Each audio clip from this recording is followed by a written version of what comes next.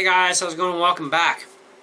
Microsoft just bought out Blizzard for $68 billion. Wow. So what's this mean for Mac gaming? Well, if Microsoft has anything to say about it, you can kiss gaming goodbye. There are boatloads of titles that Blizzard has done over the years for not only the PC world, but also for Apple. Okay? And now I can see, and from what I can see, is that's all about to come to a complete end for the Mac environment. Now let's face it anyways, okay? The M1 processors, although they can play a lot of games, especially lower end, some mid-tier stuff, they don't do very well with the AAA game stuff. Okay, look at Tomb Raider, okay? I mean, it's not that great. You know, to get it playable, you know, that's not happy playable, that's playable. You have to turn down a lot of settings. Shouldn't have to do that. See, what people can't understand, and hopefully I can help you understand this a little bit anyway. Apple put everything on one chip. So your CPU, your GPU, your RAM, your SSD drive, it's all on one chip. Just the fact that the CPU and the GPU are together on the same chip is what's destroyed Macs from being able to play games really well. Okay, now this was a great idea as far as music production, okay, graphic cards and design, desktop publishing, movie editing. Awesome choice, okay. They really have outdone themselves in that area. But what they did was they destroyed the machines for the capability to play games anymore. And also, of course, with Apple Silicon, it now also prevents us from running bootcamp with Windows. So now we don't have a real Mac and a real Windows computer on a restart with the Option key and go, I want Windows. We don't have that anymore. So we have a solution called Parallels. And Parallels allows us to run the Windows operating system. Okay? Now, this is a problem too because it's a software solution that is emulation.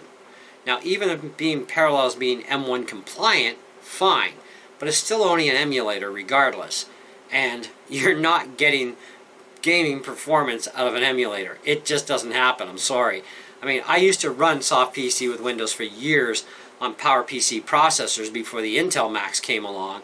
And let me tell you, that was sucky at best. I mean, I still own every single version of that program that ever got released with all the different versions of Windows that were ever released with it. And I still have a G4 with a PowerPC chip to run it with. And it sucks, okay? So Parallels is going to be the same thing. And Parallels, by the way, and any of these other solutions, but especially Parallels, because that one I know about for a fact. A guy did a side-by-side video comparison with two MacBooks, one with 8 gigs, one with 16 gigs. He still had leftover memory in each machine. Mind you, he had about 11 gigs free on the 16 gig machine. Parallels, before doing anything, still went after virtual memory. Okay, so it still went after the page swap area on the hard drive. And people have been kind of wondering why SSD drives are failing within a year on these M1 machines, right? Well, it has nothing to do with the SSD. It has nothing to do with Apple. Completely fine.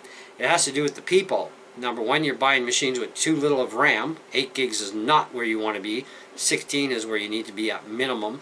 And of course, that is the maximum amount of RAM available on the M1 series, at least the first releases. But then you're trying to do too many programs at once, and you're going into virtual memory just with your Mac software. And there's a lot of misleading information out there, a lot of lies, a lot of BS. I will be straightening that out on the next video.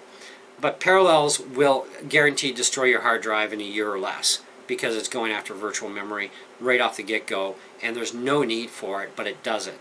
I don't know about the other two programs, how they're working with that, but that's what I know about Parallels. Anyways, continuing on with Blizzard, Microsoft, and we're all dead in the water now with gaming. I can see that happening. Microsoft has to do something. They don't develop processors, so they're out of the race there. They don't really make real computers. Okay, they have the Surface lineup of tablets and Surface laptops, right? So they really can't compete against Apple. They can't even compete against anything with their Surface technology, okay? Because they suck, right? Now, they may look a little pretty, they may have some features that other laptops don't, but they still suck. They're still very slow, and they're still way overpriced for what you're buying. Okay, so they're out of the game there. So what does Microsoft have going good for it? The Xbox. That's where the majority of their income comes from in the last several years, is from Xbox, and from that kind of gaming and online gaming, you know, even playing the games offline. Regardless, that's where they're making their money. So they figure, you know what, let's break into the computer world a little bit, and let's go buy out Blizzard for $68 billion ludicrous dollars. It's going to take them a while to recover from that one, I'll tell you. But I can see that the Mac world for gaming with Blizzard games has probably just come to an end.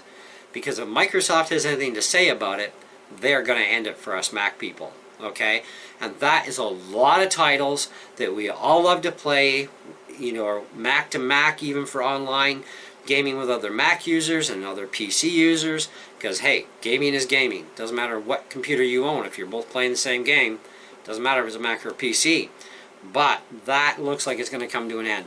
And it's coming to a bit of an end anyways, I think, because unless Apple fixes their big botch up on these M1s, which so far I've seen on the M2s, they've done nothing to change that.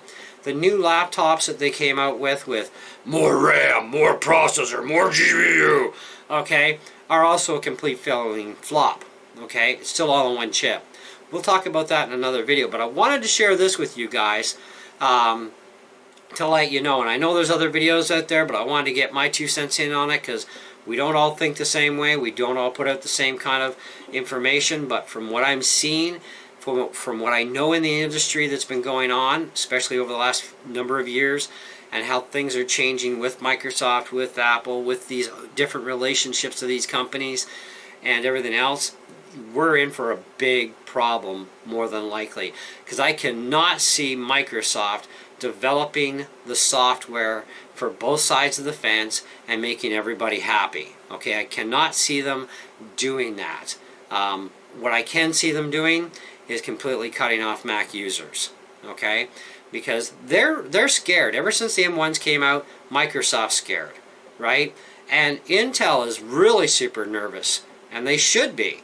You know, I mean, if Apple can do what they need to do, which again is in the next video that I'll be doing about that stuff, they could completely terrorize every PC on the planet and put them under the foot, per se, okay? But it would take listening to people like myself and other channels that know this and what they would need to do to accomplish that. Because apparently their engineers aren't thinking outside of the box enough, because look at what we got now. I mean, we went from Intel machines, we could do gaming, we could run Windows, we had a blast, we're all fun. Now we've got these M1 chips, and they're fantastic for what they can do, but the one thing that we want them to do, even as Mac owners, they suck at. They can't do it, right? This needs to be fixed. But anyways, in the meantime, thank you so much for watching, and that gives you a little bit of information on what to look forward to in the next video when we talk about that sort of thing. See ya!